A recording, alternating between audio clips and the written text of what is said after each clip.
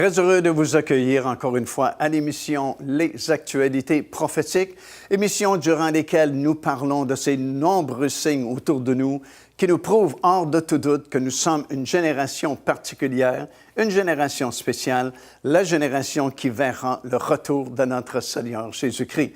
Une des raisons pour laquelle nous pouvons affirmer cette déclaration, c'est que tous ces signes qui nous ont été donnés dans la parole du Seigneur pour nous prévenir de la proximité de son retour sont déjà accomplis, sont déjà derrière nous. Et Jésus lui-même nous avait dit dans l'Évangile de Luc, « Quand vous verrez ces choses commencer à arriver, alors redressez-vous, levez votre tête, parce que votre délivrance approche. » Lorsque ces choses commenceront à arriver, avait-il dit, mais ces choses ne font pas que commencer à arriver, elles sont déjà arrivées, elles sont déjà derrière nous. Et vraiment, tout ce qui reste à accomplir, c'est cette confirmation d'une alliance de paix et de sécurité pour une durée de 7 ans, qui avait été prophétisée par Daniel dans l'Ancien Testament, dans son livre, chapitre 9 et le verset 27. Et afin que cette alliance puisse être confirmée, assurant la paix et la sécurité pour la planète, il faut bien qu'il y ait un événement majeur qui provoque la nécessité de confirmer cette alliance-là.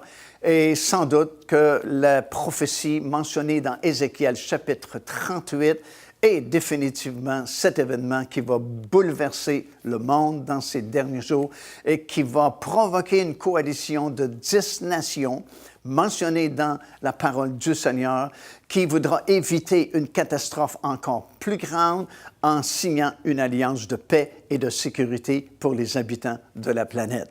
Malheureusement, comme nous le savons par les prophéties bibliques, ce ne seront pas 7 années de paix et de sécurité, mais ce seront les 7 dernières années de grande tribulation et de jugement de Dieu sur les infidèles et ceux qui auront rejeté le salut en Jésus-Christ, pour finalement permettre au Seigneur Jésus-Christ de revenir établir son royaume sur cette terre avec tous ses rachetés, tous ses élus qui seront avec lui.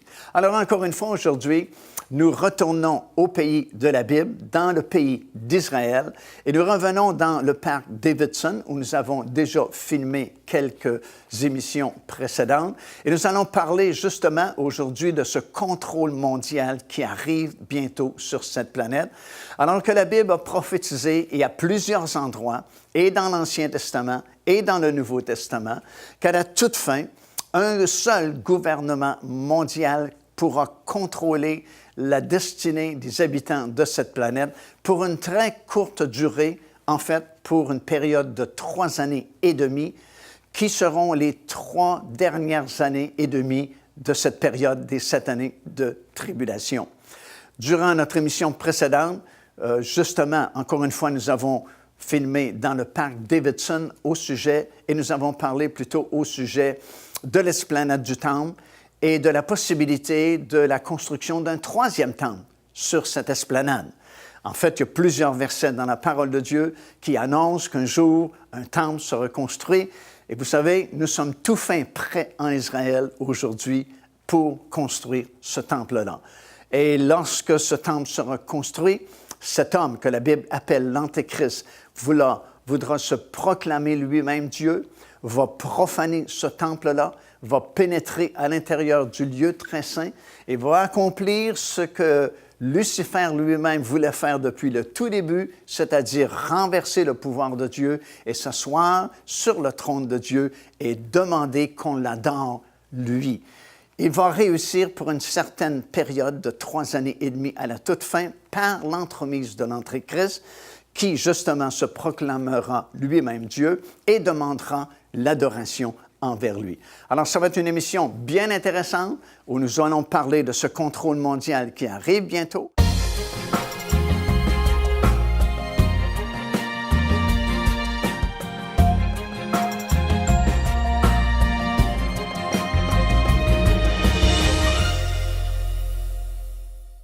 Dans le livre de l'Apocalypse, le 13e chapitre et les 2 premiers versets, nous lisons ceci. « Puis je vis monter de la mer une bête qui avait 10 cornes et 7 têtes, et sur ses cornes 10 diadèmes, et sur ses têtes des noms de blasphème. » Alors ici, nous sommes rendus exactement à mi-point de cette période de 7 années de tribulation. On se souvient qu'au tout début, cet homme a confirmé l'alliance qui est mentionnée dans le livre de Daniel, chapitre 9 et le verset 27. Ça dit dans nos versions habituellement en français, « Il fera une solide alliance pour une durée d'une semaine ». Une semaine, c'est 7 années. Une semaine prophétique, c'est 7 années. Mais dans le texte original, c'est encore plus fort. Ça dit « Il confirmera l'alliance ». Alors, c'est différent, bien sûr, de confirmer une alliance que de faire une alliance. Alors, cet homme qui confirmera cette alliance au tout début, c'est l'Antéchrist, bien sûr, mais qui n'est pas révélé comme Antéchrist. Il est plutôt connu comme un génie politique par le monde parce qu'il a réussi ce qu'aucun président américain n'a réussi jusqu'à présent ou autre puissance dans ce monde, c'est-à-dire établir une alliance de paix dans la région ici au Moyen-Orient. Pour le peuple juif, il reconnaîtra cet homme comme son Messie. Et d'ailleurs, ici en Israël, les rabbins et un peu partout dans le monde, les rabbins juifs annoncent que nous sommes maintenant dans des temps messianiques et que le Messie est sur le point de se révéler. Pour eux, ce sera leur Messie parce qu'il aura réussi à calmer, à dompter cette attaque de la coalition des nations qui viendra contre Israël à cette époque-là. Pour le monde arabe, ce sera comme leur Mahdi qu'ils attendent eux aussi. Et pour l'Église du Seigneur Jésus-Christ, nous saurons que cet homme, c'est l'Antéchrist, puisque l'apôtre Paul enseigne aux Thessaloniciens qu'avant notre réunion avec lui dans les airs, il faut voir paraître l'homme du péché, c'est-à-dire l'Antéchrist, au moment où il confirmera cette alliance. Ici, au 13e chapitre, nous sommes à mi-chemin de cette période de 7 années de tribulation, alors que finalement, cet homme réussit dans ses entreprises. Depuis le tout début, dans le fond, il désirait avoir le contrôle mondial, devenir comme un gouvernement mondial.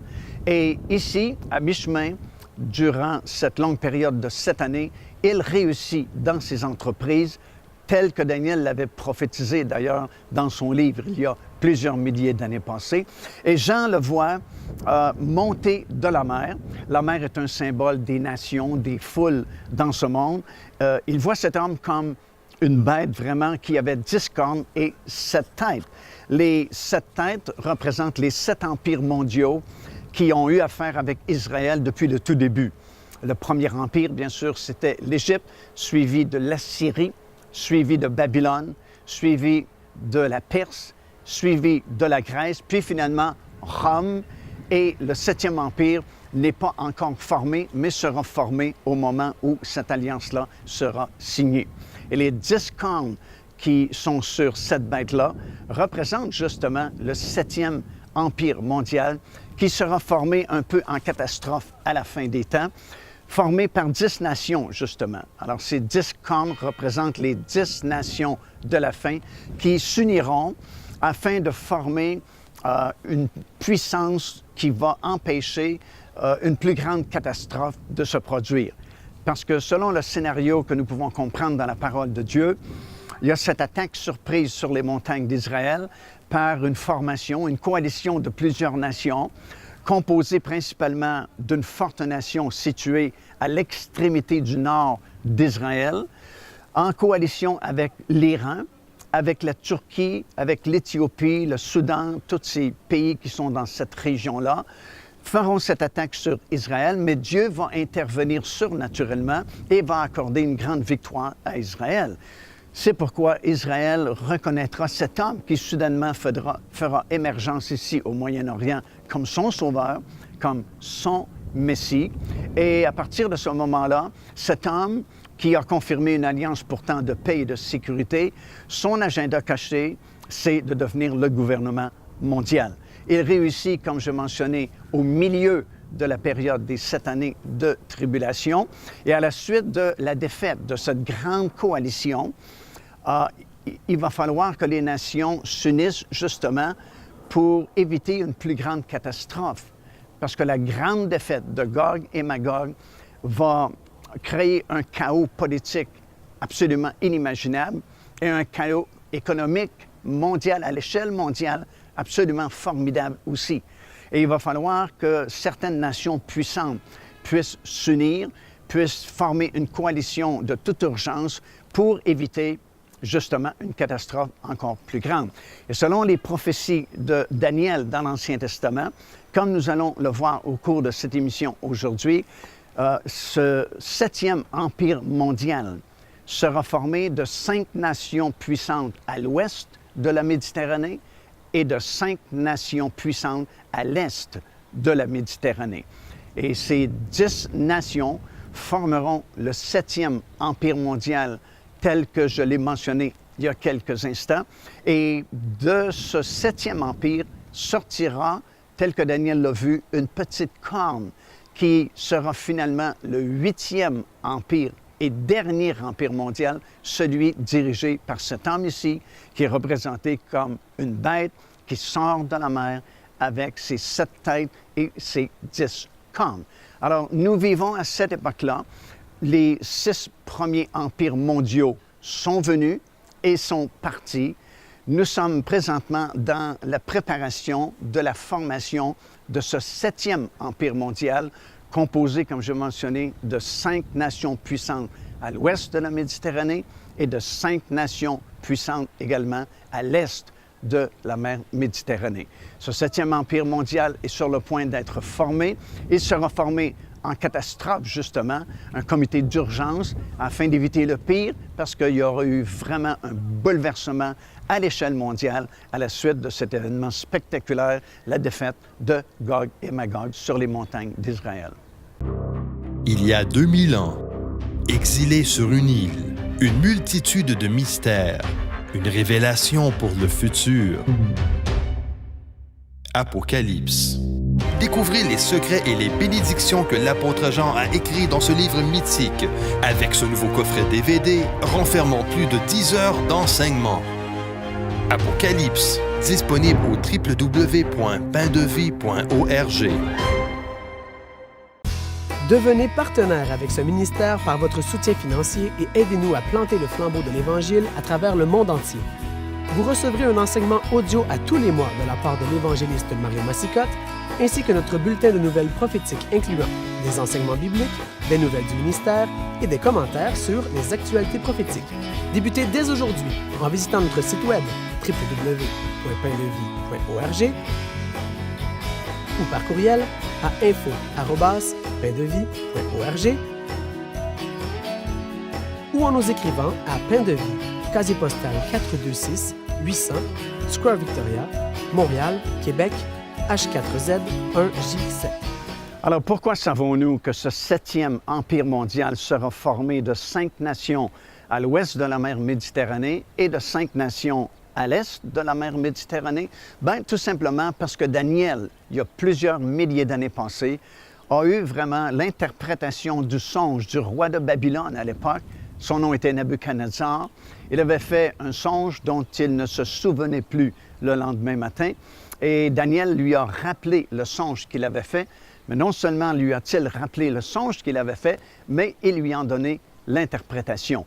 Et vous, comme vous le savez sans doute, le songe de Nabuchodonosor, c'était cette grande statue qu'il avait vue. Et Daniel a interprété le songe en lui expliquant que la tête de la statue le représentait lui et son empire mondial de l'époque. C'était le royaume de Babylone, qui serait suivi, selon l'interprétation de Daniel, d'un 2e empire mondial qui était formé par les Perses et les Mèdes à cette époque-là, et qui serait renversé et remplacé par un 3e empire mondial, celui de la Grèce, avec Alexandre le Grand, qui avait conquis le monde connu à son époque. Et ce 3e empire mondial devait céder sa place à un 4e empire mondial, celui de Rome. Et Rome est venu, évidemment, l'empire romain, et cet empire a été divisé à un certain moment donné. Cet empire était représenté par les 2 jambes de fer de la statue. Et les 2 jambes représentaient justement la division de cet empire romain. D'un côté, Rome était la capitale du côté ouest de l'empire romain et Byzance était devenue la capitale du côté est de l'empire romain, qui est connu aujourd'hui sous le nom d'Istanbul. Et dans les derniers jours, cet ancien empire romain devait refaire surface, mais sous une forme différente. Ce que Daniel avait vu dans la vision, et de la façon qu'il l'avait interprété, c'est que ce quatrième empire, l'Empire romain qui s'était divisé, devait refaire surface sous la forme de 10 rois qui s'uniraient, qui formeraient ensemble une coalition dans les derniers jours. Et c'est pourquoi nous savons qu'il y aura 5 rois à l'ouest et 5 rois à l'est, parce que, évidemment, ce 7e empire mondial, duquel sortira l'Antéchrist, doit être formé d'un côté de la jambe de la statue et de l'autre côté, l'autre jambe de la statue. Les 2 pieds de la statue et les 5 orteils sur un pied et les 5 orteils sur l'autre pied représentent les 5 rois du côté de l'ouest et les 5 rois ou les 5 nations du côté de l'est. Et selon ce que Daniel a vu par d'autres visions que le Seigneur lui a données, parce que quand il a reçu ce songe en vision lui-même et qu'il a reçu l'interprétation de ce songe-là, ça a piqué tellement sa curiosité que Daniel a prié le Seigneur pour avoir d'autres révélations, de plus grandes révélations, et le Seigneur lui a donné plusieurs autres révélations que vous trouvez, bien sûr, dans le livre de Daniel. Et dans ces autres visions et révélations qu'il a reçues, il a compris que dans les derniers jours, cet empire se formerait de façon, pas de façon souhaitée, disons, mais d'une façon comme obligatoire. C'est une alliance forcée. C'est comme si on n'a pas d'autre choix, parce que Daniel va expliquer que cette alliance-là, entre les 5 rois de l'Ouest et les 5 rois de l'Est, c'est représenté comme du fer qui s'allie avec de l'argile. Et Daniel va expliquer ceci, comme le fer ne s'allie pas bien avec l'argile, cet empire mondial sera à la fois fort et fragile. Alors, bien sûr, pourquoi est-ce qu'un côté fort voudrait s'allier avec un côté plus faible? Ça n'a pas de sens. Mais ce sera une réalité dans ces derniers jours parce qu'ils n'auront tout simplement pas le choix.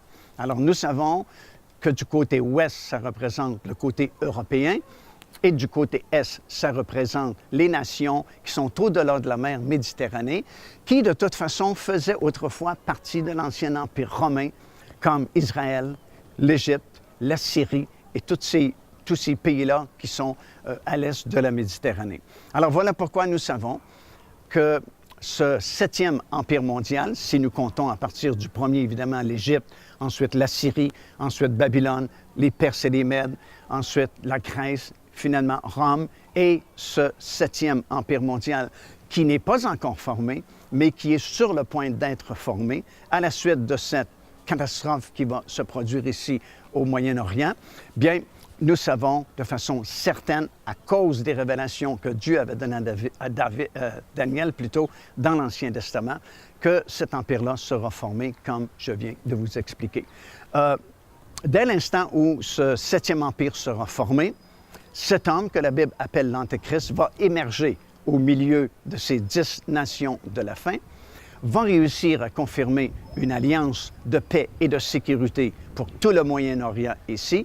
Et finalement, 3 ans et demi plus tard, comme j'ai dit en début de cette émission, il va prendre le contrôle de ce que vous voyez derrière moi, l'esplanade du Temple, parce qu'il va finalement devenir le gouvernement mondial. Au tout début, c'était une alliance de paix et de sécurité, mais son agenda caché, c'était de devenir ce qu'il va devenir à ce moment-là, un contrôle mondial sous sa direction. Alors, il va prendre contrôle de l'esplanade du Temple. Comme on a déjà expliqué, l'esplanade du Temple sera divisée en 2 parties et même la ville de Jérusalem sera divisée. Au tout début, cet homme fera ses quartiers généraux à Babylone. Nous le savons parce qu'il est appelé, entre autres, dans la Bible, le roi de Babylone. Mais 3 ans et demi plus tard, ici, dans ce 13e chapitre du livre de l'Apocalypse, il prend contrôle de la ville de Jérusalem, prend contrôle de l'esplanade du Temple. L'esplanade du Temple lui-même sera divisée en 2, un côté pour le Temple et le peuple juif, et l'autre côté où se trouve le dôme du rocher pour le monde arabe. Et la ville de Jérusalem sera à ce moment-là sous le contrôle de l'Antéchrist qui va débuter son règne, son contrôle mondial à ce moment-là. Joignez-vous à nous afin de célébrer le Seigneur et entendre le message de la parole de Dieu par l'évangéliste Mario Massicotte. Venez recevoir ce que Dieu a préparé pour vous. Visitez notre site web www.paindevie.org afin de connaître notre itinéraire. Nous serions très heureux de vous rencontrer et de vivre des moments forts avec le Seigneur.